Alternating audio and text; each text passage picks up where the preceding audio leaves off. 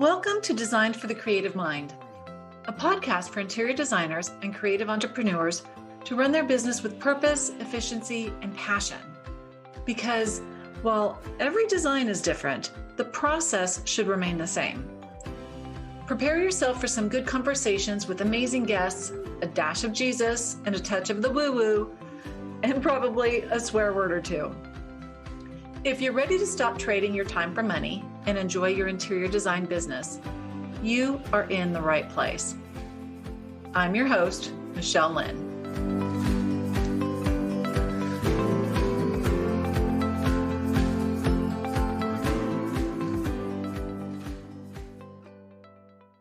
Hello, everybody, and welcome back to the Design for the Creative Mind podcast. I would like to introduce to you the duo behind Lima Stanley Design, which is a health and wellness focused interior and landscape design company based in Dallas, Texas. So welcome to Daniel and Rome. Thank you guys both for being here. Oh, thank you so much. It's a pleasure to be here. Thank you, Michelle, for having us. I'm super excited. And I just love what you guys do with the health and wellness focus. Yes. So I want to dig in like right away because I think our listeners are going to be super excited to hear about that. So how do you incorporate the sustainable and wellness practice into your business? Explain the overarching aspect of the business, and then we'll probably drill down a little bit. Yes. So, that was March 2020, COVID hit. Uh-huh. And there was the big aha moment that we had with the company. A little background, when I went to college back in Brazil, my thing was I want to work with sustainability. So I did economics. I was about to do my master's in green economy. However, I came to States and then that did not happen. And then there was when we are kind of like in lockdown here in Dallas in that first like 3 weeks of COVID. So when did you come to the States? Oh, I came in 2010. Okay, so you'd been here for a while. 2020 happened. Okay, gotcha. And then Dan and I, we are talking about, and one of the big things for us to be such a unique company, right, Michelle, like to do like offer interiors and landscape. And I was like, Dan, I think we can kind of like bring the sustainability approach for our project, something that I always wanted to work with. And there was when Daniel said, like, well, landscape is all about sustainability. From day one in school, it's always talking about how to take care of the land and how to keep everything sustainable and thriving. And so when he came to me and told me, I was like, oh, this is very in line with me. It's what I went to school for. So it makes sense. I was excited about it. So you took a lot of the natural lessons that you were taught for the exterior and started implementing them for the interiors. Yes and no. Yes and no. Or the theory behind it. Yes, Exactly. That's absolutely correct. Obviously, you can't recycle the soil in the inside. Let's just recycle that carpet, y'all. Yeah, no, that's nasty. But yeah, on that time, I was like, hey, Daniel, I think that we do have a good thing here to work with that. So that's when I went back to school. I went to the Parsons School of Design and I got certification in health and materials sustainable practice that like pretty much blew our minds. Oh, really? Yes. Oh, interesting. I didn't know that. See, I love doing these podcasts because I always get to learn from such interesting people. Okay, so keep going. Okay. After the certification, there we're kind of like, hey, Daniel, we have way more work to do here, right? So after we got the certification, we started put like some rules and like elements inside of our design process to make the approach better, right? To kind of like, look, some materials we don't work with because we know it's toxic for the environment, right? So establish some conducts that we work when we are designing in our design process. There are some materials we're not going to use, or we're going to bring a knowledge to the client in terms like, look, we can use the materials, but that is the background of the material. Education. Exactly. Yeah. Right now, for our clients, a lot of education. It's a lot of explaining to them, look, we wanted to give you a healthy home. However, to to achieve their goal come with it. Mhm. So that's when we kind of like deep dive in materials, deep dive in practices in terms of, for example, we know carpet, for us to glue the carpet, we have to use some glue, right? So, however, some glues are non-toxic, like low VOC. Some glues has high VOC. Right. So that's kind of like the elements that we bring to the design process in terms of like, look, we can use that, but let's use that glue instead of that one because it's going to be healthy for the environment. It's going to be healthy for your home. So that's kind of like we started bringing more ideas to the space. Wow, And that's then, a lot of work. it is, but It's totally, in my opinion, it's totally worth it. Because I mean, it comes back to our niche. We're wanting to kind of create a healthy home inside and out. And it is a lot of work. And it does come, and I would have to say a lot of it is education too. You know, this is sort of a new thing, or I don't think it's a new thing. I think it's the pandemic has kind of brought people to awareness that, Yes. wow, I'm in home, I want to be healthy doing it.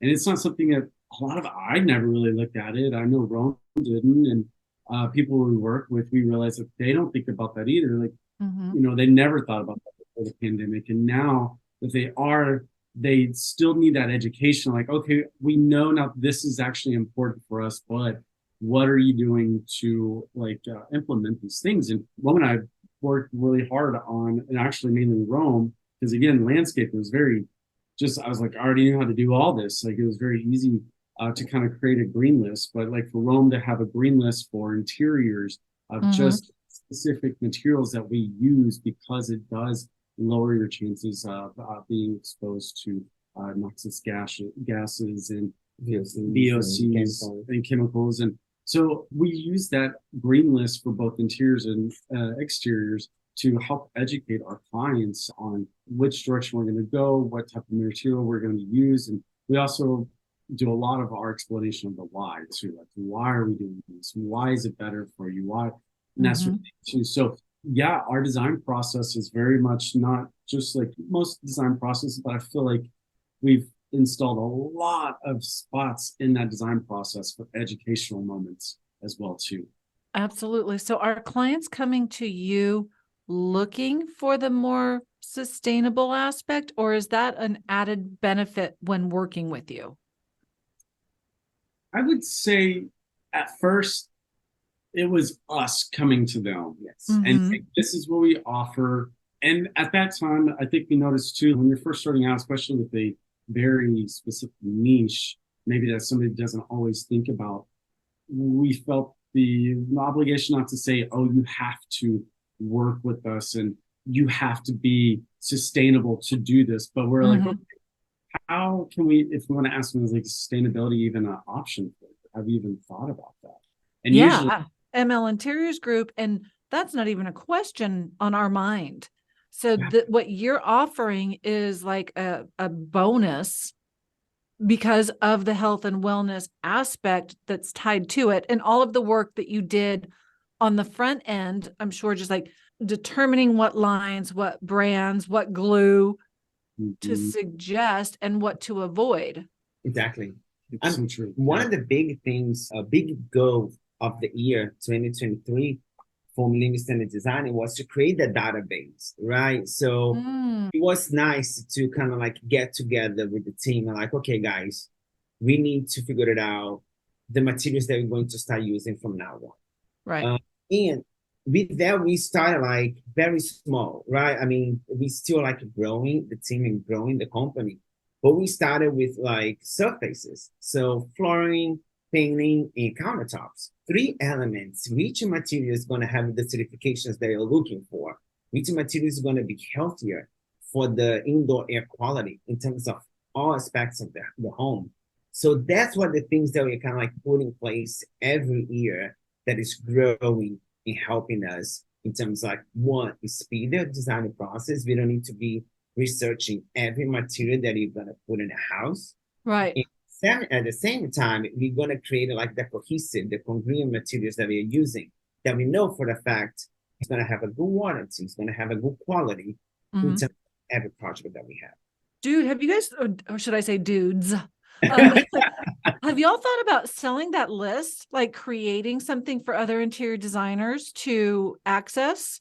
Look, we don't have the plan to sell. We have the plan to leave that available in our website. Why? Because first, we don't want to capitalize on that because we want to create like an open source designers that want to enroll, kind of like get in the group to do sustainable health. I love that. Yeah, it's just it's giving back to the community. So it's on your website? Not yet. That's kind of like what we have in plans for like Gotcha. next year to create that database and put that in our website. That could be like a database for anybody that works in the industry. That's a lot of content right there. Yeah, it is. It is. It's surprising. But yes, we've got the data and everything. It's just, as you mentioned, it's a lot of content to start throwing up on the bus. Yeah. But that would be really good for SEO eventually. It is. It is. Yeah. That's true. Think about that. Yeah. One of the big things that we do too, Michelle, is like we always try to educate ourselves. So we're always learning. We are always getting one certification here. Like I'm AP certified to give you like the help on the health and wellness in buildings and in interiors. And like Daniel as well, he's always updating himself in terms of sustainability landscape, just make us better in what we do, right? Like the skill that we do, and give that service back to our clients. So that's what we do to implement that in our design process. I love that. And I think it's important that we always have to be learning and growing and expanding. Otherwise you start contracting and dying. So as an entrepreneur, there's not much choice. Either keep evolving or you're just going to get run over. So speaking of evolving and growing in your business, we were talking earlier before I hit record about the entrepreneur operations system, which is also EOS, which I'm familiar with. And coincidentally, we have a Greg in common. In fact, I need to invite him onto the podcast. But how has that practice of EOS helped you grow your company? Oh, wow. I want to dig into some of this business aspect of this a little bit. Because Rome has the business background. I know he'll be able to get some really good media information. But from a perspective, my background is a creative background. There's no business background behind there. And so coming in and say like, oh, I've got this urge, just want to create a business and work and just do really amazing work. That was really kind of the thought process I wanted to go in. But it never occurred to me as like, oh, you're an entrepreneur. You've got to understand the creative part. And you also know how your numbers are going to affect you if you do this and this and how to review them. And so for me, that was extremely overwhelming. Where I was like, Rome, you have at it. You love numbers. These are your numbers. Do it. And it quickly realizes, unfortunately, I'm doing myself a disservice if I'm not knowing those numbers. Or I'm not knowing the business. Right. So EOS, just reading the book, allowed Traction is the book. Traction is so good. And Rome and I have the book on each one of our desks at any point of the day. But it was so great in just breaking things down and making it in a very simplistic form for people like myself who don't have a business background to understand like, okay, these are the accounts I need to set up. And these are the reasons why I need to set these accounts up. These are the numbers we should be looking at. And these are what these numbers mean and how you should be moving forward with the rest of the business. So just from the perspective, not having that background and read that book. And I love that because the audience of the podcast, for the most part, are going to be relating more to you, Daniel, because of the creative background and I don't want to say the fear, but the not so much love for numbers. Yeah. So I love that you said that. And y'all, the book is called Traction. It's the foundation of the Entrepreneur Operations System, which is EOS. And Rome, do you want to expand on that a little bit? I love giving we don't have to teach on it or anything along that line, Obviously, we've got a limited amount of time, but I love giving the resources to the listener and maybe just a little bit of an outline as to how it's impacted your business. They can go buy the book. Perfect. EOS gave us the process of how to run the business, right? So that was the fascinating thing about EOS for me. I have my background in business administration, went to college for that, studied like 5 years for it. I can tell you that the Traction book, it is 5 years in 150 to 100 pages. Yeah. And it's applicable in like real life, whereas school's just kind of theoretical and stuff. Exactly. You know, Traction breaks down the process that we need to run a successful business. It gave us tools to make us grounded and centered on that business, right? Like, for example, the VTO, or like the vision of the book that the book says. I mean, that's what they say. Or they say like a vision, a dream without vision, it's imagination, right? Something like that. Yes. The Traction, get the vision and put it on paper. It breaks down how we're going to achieve the vision. So since we started, like, I believe when we applied Traction EOS end of 2019. Yes, that was it was about. Oh, good. Yeah, we put that in place. And Michelle, I'm not gonna lie, it took us about 1.5 years to understand and see the system working. So it gotcha. I'm going to interrupt you. You implemented it, and then it took you 1.5 years to implement, or it took you like 1.5 years to really start seeing the traction. Okay. So it took about like 1.5 years to start seeing the results in terms of, for example, our team just started growing this year. However, since that time, our quarterly meeting, it's a one day that we separate office. It's right here in our office, or like a co-working spaces that we separate like a day. So that is the time for us to talk about business. Good. And those 8 hours, like every quarter, we talk about everything, Michelle. Like what is doing right, what is going wrong, like what we have to change, how's the numbers, like how's the goals for the year. Even it goes as far as having do you have the right people in the right seats? Exactly. Which is really great. And to be able to focus on that on a quarterly basis, just it not only makes our lives happier, but also notice even too, bringing our new assistant, everything in on it too. It allows us to go to them and see, like, are you happy? Are you in the right spot? Are you doing this for, like, what?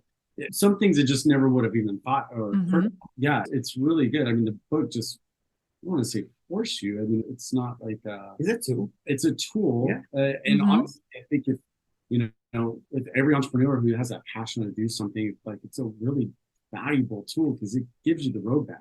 Yeah, why wouldn't we want to increase our effectiveness and our efficiency and our profitability and things along that line? Exactly. I love that. In the book, it's not like the thing, like you're not gonna learn how to like read a balance sheet or profit loss report. It is it's not that so centered numbers. It is more like, how can you have a better macro vision, macro view from your company and where you want to go.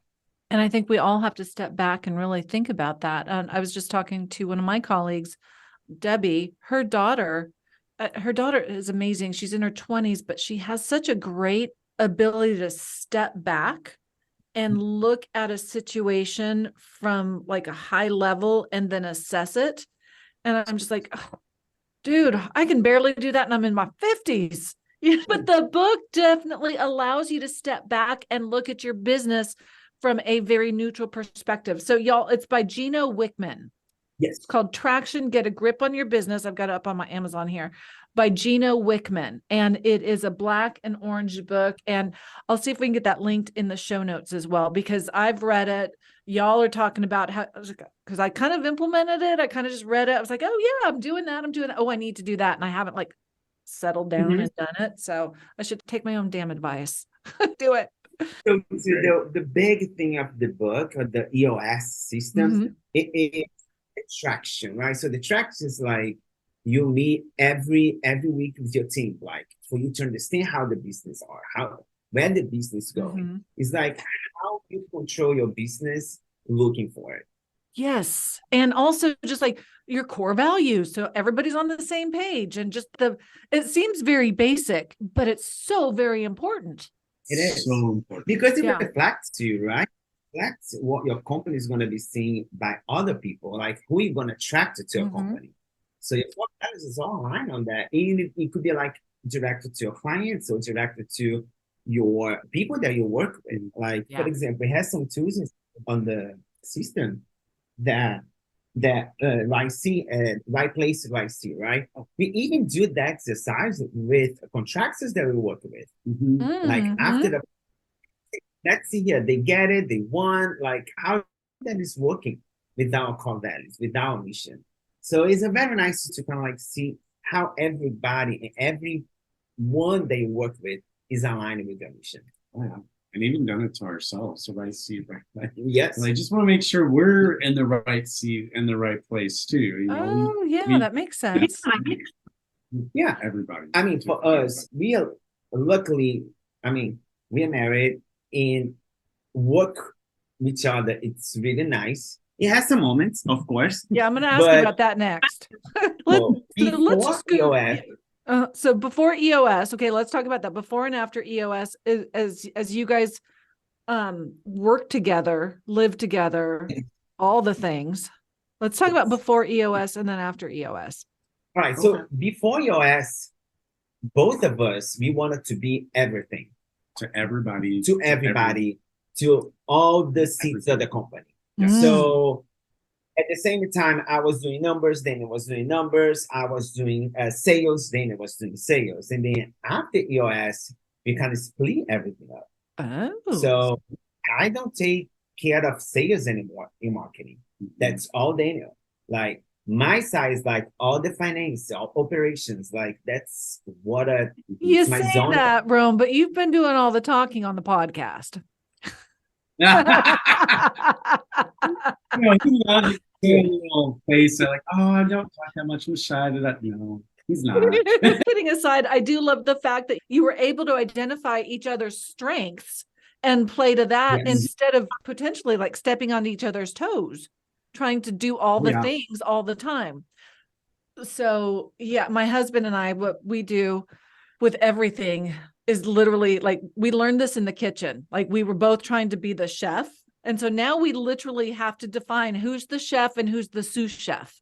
Like, or who has lead with the kid, like who's in charge to make sure she's not going to die on this shift of the day. They're important conversations to have. You have to define those things. We didn't have a book for that, but I do want to ask you guys, which I'm actually like looking at y'all on screen. So y'all, when we record these podcasts, I like to do it on Zoom because I like to see your faces, but I'm also noticing that you guys have on basically the same shirt today, just in different colors. So yeah. Oh my God. Literally just 5 minutes before the podcast. It's a good sign though. Thank you. Now, how do you guys run a business being partners in life as well? Is that, I'm sure we have quite a few people listening that are in a similar boat. How does that work for you? I would say, honestly, creating boundaries. I mean, it's kind of just, you know, getting married and moving in with somebody to kind of create those boundaries. So, like, you know, this is what I like to do, this is what I don't like to do, or give me a to-do list or an errand list or something like that. Just making everything kind of work, and you feel it out at first, and it may be bumpy and rocky at the beginning, but then once you create those boundaries of like, oh, this is what I like to do, or you're better at this, or you like this sort of thing. So I would have to say boundaries is number one, and I would have to say the number one boundary. We didn't even learn. I can't take credit for this. We got this from some good friends of ours, Katie Gutierrez and Ruben Gutierrez of Parsons Design. So it's not like they're just really good friends of ours. But they are also too, they've been doing this for about 12 years, 13 years. And we were just talking to them, and they kind of tell that between Rome and I, things were a little on the quiet side. They could tell something was going on. And we're like, hey. We call it a speed bump. Yeah. A speed bump. I like that. We were hitting a big speed bump at this moment. And friends were like, is everything okay? And so we just kind of told them like, hey, things are just not meshing well. just not, we're arguing and it's not a good, fun time right now. And this, which is kind of translating into the personal life or vice versa. And they both immediately came to like, you have to adopt the pajama rule. I'm like, okay, we're all in. What is this pajama rule? And they're like, our rule is that any one of us that's in their pajamas cannot talk about work any longer. So if you see me in the kitchen and I have my pajamas on, no more work, cannot be spoken about at all. So at first we kind of laughed, like, oh, that's kind of fun. That sounds like a fun idea. And then we're like, we've actually implemented it. And now we get those moments. It works because that's genius. Oh yeah. Actually just last week, because I have a tendency of bringing work into a home. Because I'll be like, oh, did you see that project? And, what do you think we should change on here? And Rome's like, Daniel, look, I'm in my pajamas. Do not talk to me. Let's watch a show. Let's watch a movie. I don't want to talk about work right now. And I respected that. I was like, oh, you're absolutely right. We'll talk about it tomorrow. I even made like a little note on my desk so that way I wouldn't forget. And then we went off and just kept on watching our TV and movies. Oh, that's a fantastic rule. Yeah, it's benefited us a lot. You had to put some boundaries because if you don't, things gonna get into wild, right? But you know what? You don't even have to work together to have that pajama rule. No, I'm seriously thinking I'm gonna go home and put on my pajamas right away. Like, oh yeah, seriously, y'all don't even wear a bra. Like, you get in your jammies really fast. It does motivate you though to get very comfortable really quick, like you just said. Oh, that's genius. Yeah, please tell the Gutierrezes thank you. Thank you from myself and probably a lot of the audience as well, because it's true. Like, my husband comes home and talks about his day and I'm like, I don't want to hear about it right now. Like, I'm in the middle of dinner and a child and my own shizzle at the office. Imagine trying to bake a cake without a recipe. You kind of know what the ingredients are, but you don't know how to put it all together. After lots of hard work and trying different combinations, all you are left with is a sticky situation and a stomachache. Babe, running an interior design business can feel exactly that same way. That is why I created the Interior Design Business Bakery. This is a program that teaches you how to bake your interior design business cake and eat it too. If you don't want to figure out the hard way and you want guidance to follow, a recipe that has already been vetted, someone that has already been there and done it and will help you do it too, then check out the year-long mentorship and coaching program, the Interior Design Business Bakery. If your interior design business revenue is below $300,000, or if you're struggling to make a profit and keep your sanity, this is the only program for you. You can find that information at designedforthecreativemind.com/business-bakery. Check it out. You won't regret it.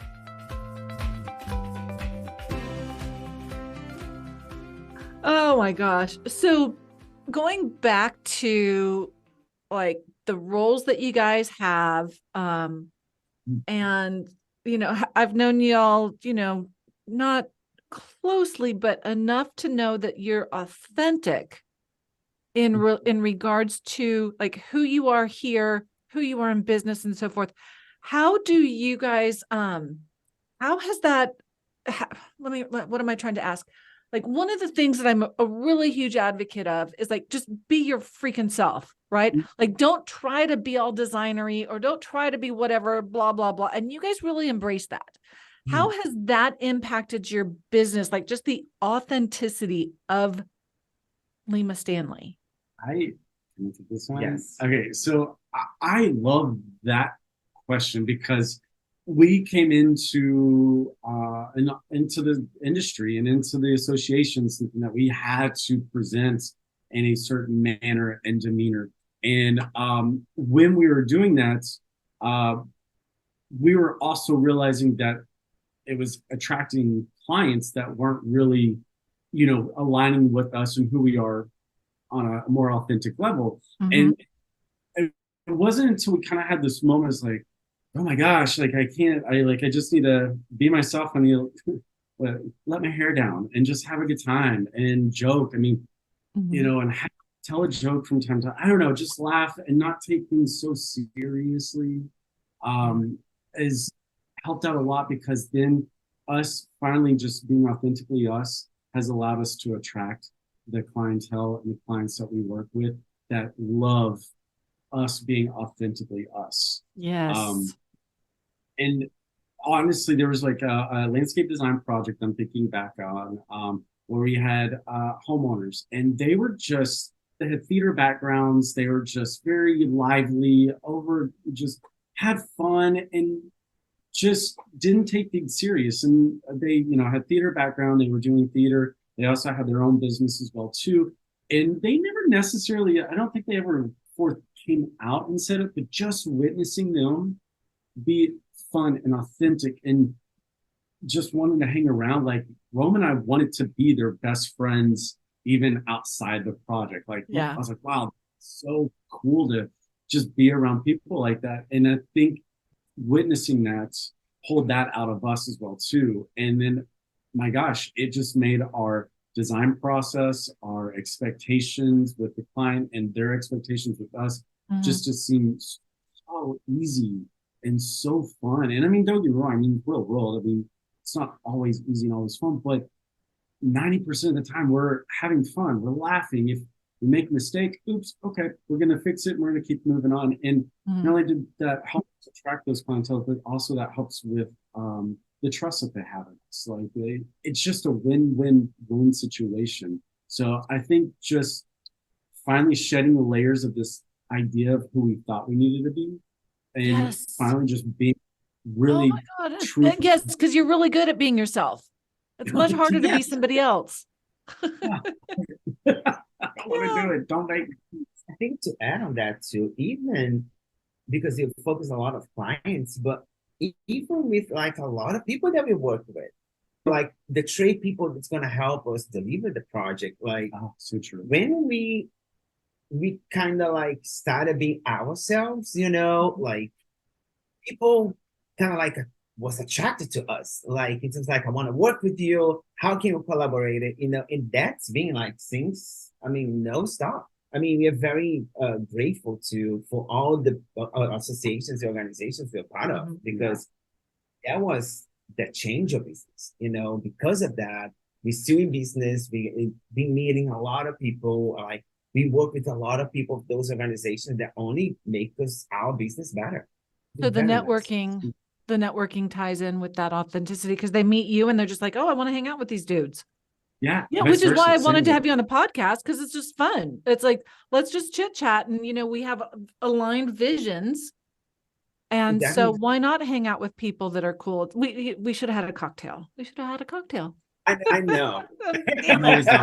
I'm unprepared. Oh my gosh. So have you? I know it was a missed opportunity. We'll just have to do it again. I think that sounds like a good plan. So let's see, what else do I want to ask before we wrap this up?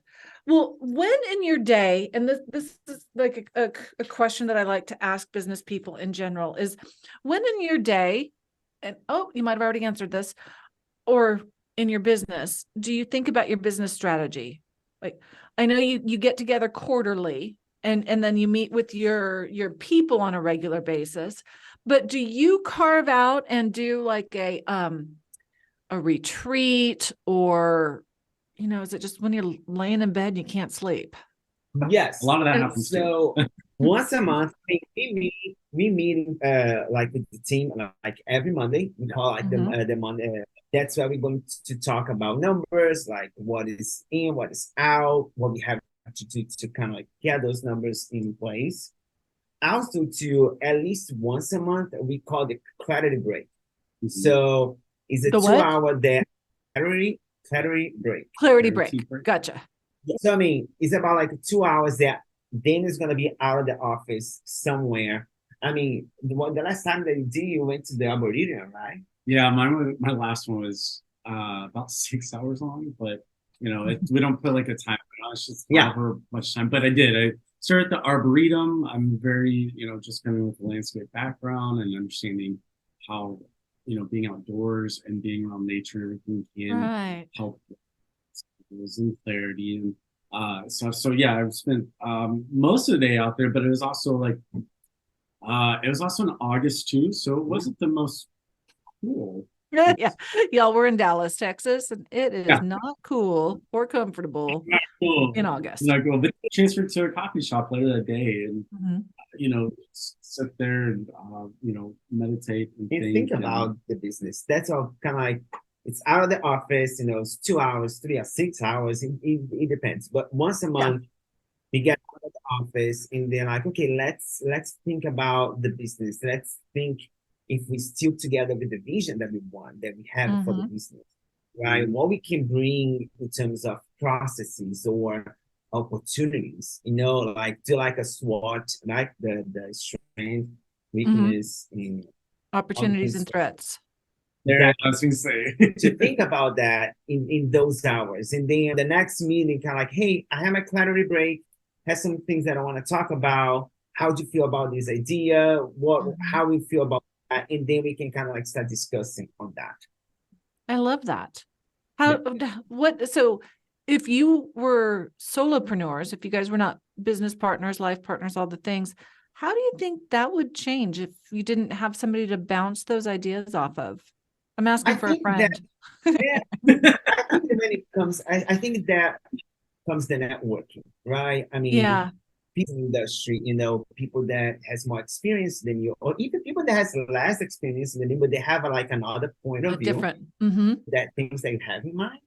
So I think, that's why we always love to go to the networking events, because you always like change ideas, like, how do you feel about this? I have that issue with the project, So I think that's when the networking is so important, to be part of those associations that are going to help elevate your business. Yeah, just kind of opening a different perspective. Exactly.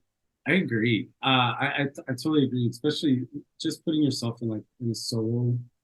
I can just see how sometimes somebody being a solopreneur could be almost feel like you're by yourself. Yeah, it can be that lonely. It can be kind of lonely. Yeah, like one.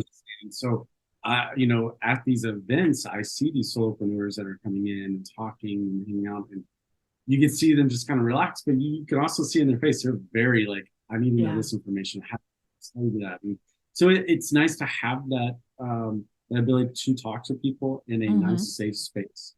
Also, to being a solopreneur, to know that like, I do have a support group. I do have a support team, and I can go talk to these people, and I'm not by myself. And, even with Rome and I working together, there's times where I have to come with Rome, like, I feel so isolated at this moment. Let's talk.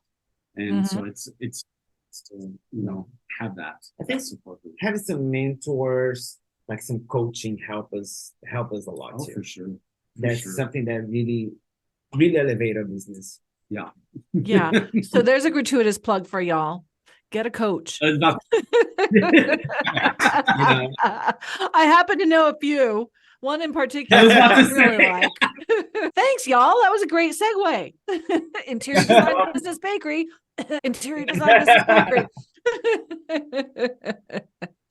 No, but I think it's so important that like we met through our local IDS chapter. So the Interior Design Society is a great group. Wherever you guys are listening, hopefully you have a local chapter or something close, but it doesn't have to be lonely.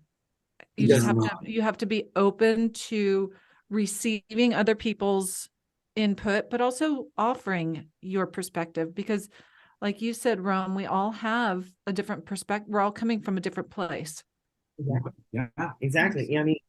One of the big things that you always say is, right, Michelle, like the process could be the same, but you have another perspective in design. Yeah. That's everything life, right? So why not be part of a community? Like, we are human beings. Human beings are made to be part of communities.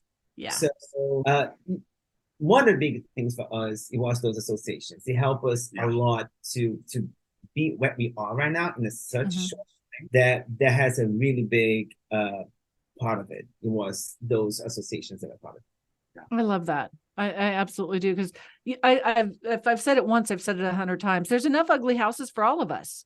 Yes. Yeah. So, it's community over competition, just because even if we had the exact process, your personality, you and your team's personality, myself and my team's personality, they're different. People are going to hire people that they, like you were saying earlier, they want to hang out with. Exactly. It's just nice. We're well-paid friends. Yes. Oh gosh. So last question for y'all. What do you want to spend more time doing? Personally, professionally, like, what do you want to spend more time doing as we go into, we're wrapping up, we're recording this the week of Thanksgiving. I think it'll air sometime in December-ish. So if you could write your 2024, what would you want to spend more time doing? Personal, I don't know. I guess for me, it would be on a more personal level, which I think would translate into the business, but really honing into my craft of creativeness. I'm, like I said, a creative background and absolutely love it. I love that there's no limits at all to creativity, and I feel like once I'm connected with that, I become more authentically myself, and which then allows me to connect even more with the company and also my projects that I'm doing as well too. I see that happen all the time, and I tried doing it, and of course I realize that it's not going to be able to do it for the entire year as many times as I would like, but to connect to that would allow me to connect to myself a bit more. So that's what I plan on doing. Or I like that. I think for me, I want to, this year was one of the big years for Lima Stanley Design. We grew 70%. That was the goal. Rock on, y'all. So it was phenomenal. It was really nice to achieve that. At the same time, it kind of put me a little bit outside of that. What I love to do is like give it the strategies and grow the company. So 2029, we focused to kind of like get the CEO and then like put the company another level again. Yeah. So that's what to focus on that next year. More strategizing. Love that. What a great balance y'all are. Yeah. Yeah, exactly. That's why we're kind of like here. That's nice. That's good. Yeah. Another 6-hour tour of the Arboretum this week would be much nicer weather. Now, y'all, for anybody who wants to learn more about you, connect with you, potentially follow up with that database in the future on your website, how can the audience, how and where can they connect with you? So our website is limastanleydesign.com. And our social medias like Instagram, TikTok, Facebook is at Lima Stanley Design. Lima Stanley. Is there a hyphen or is it just all one word for your socials? All one word, Lima Stanley Design. Yes. Awesome. Well, I will make sure that those are in the show notes. So if y'all are driving, you don't have to write that down. It'll be in the show notes for you. So thank you guys both so much for being here. It has been such a treat. Good to see you guys again. Oh, and y'all, if you want a business bestie, for those of you listening, that will send you business tips, encouraging words, and event updates directly to your pocket, you can text bestie to 855-784-8290. Again, that's 855-784-8299. And you'll hear from me on the regular. And I promise, no spam. So choose to be great today and every day. We'll see you next time. Thanks, guys. Thank you, Michelle. Thank you, Michelle. Hey, y'all. If you love the show and find it useful, I would really appreciate it if you would share with your friends and followers. And if you like what you're hearing, want to put a face with a name, and get even more business advice, then join me in my Facebook group, the Interior Designers Business Launchpad. Yeah, I know, it's Facebook. But just come on in for the training and then leave without scrolling your feed. It's fun. I promise you'll enjoy it. And finally, I hear it's good for business to get ratings on your podcasts. So please drop yours on whatever platform you use to listen to this. We're all about community over competition. So let's work on elevating our industry one designer at a time. See you next time.